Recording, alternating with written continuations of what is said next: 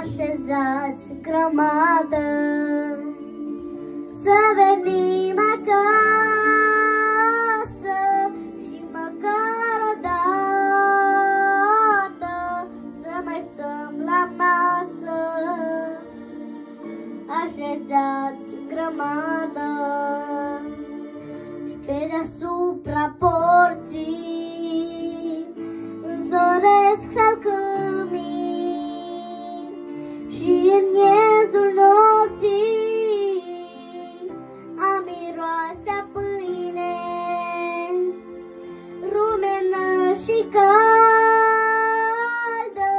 mama noastră coace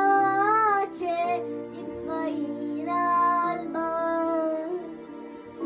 un hulub de pace și zice: du-te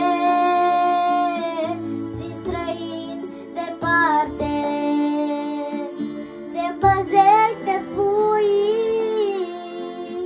de război și moarte, să le meargă-n toate, toate să le iasă și de-o fi să poată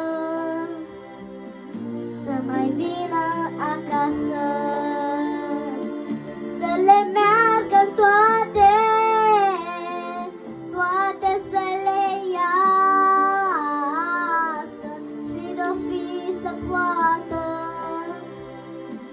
să mai vină.